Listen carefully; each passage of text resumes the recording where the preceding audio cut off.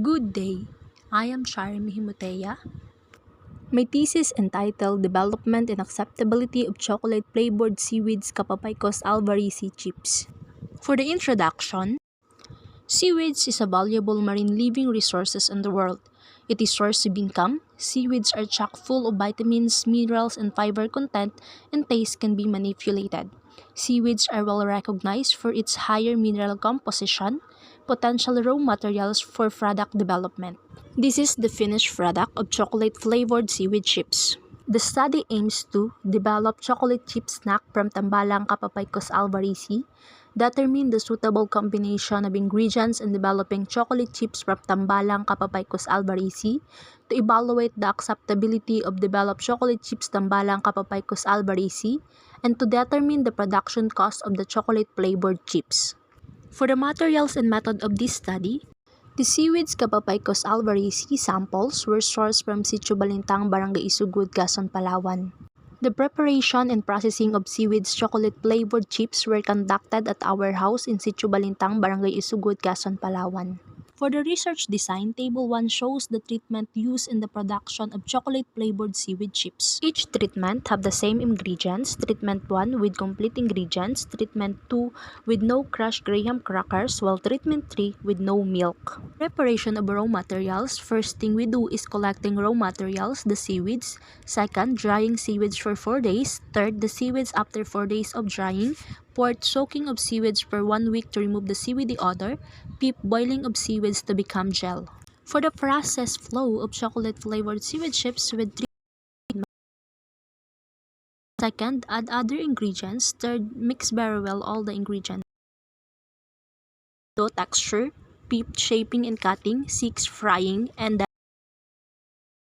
evaluation table to show skill used for the determination of color range and description of the 6-point odor, taste, texture, appearance, and palatability score. Table 4 show the 9-point hedonic equation of the general acceptability, the range, and the description of statistical analysis. The collected ANOVA and the difference between treatment was determined using result and discussion of this study. Table 5 shows the one-way ANOVA in Turkey. Out of 50, the result: odor, taste, appearance, and no significant difference, while color acceptability shows significant difference. Analysis tables shows a production of chocolate-flavored seaweed. As we can see at the table, treatment 3 amounting to 599 to 619 pesos and 3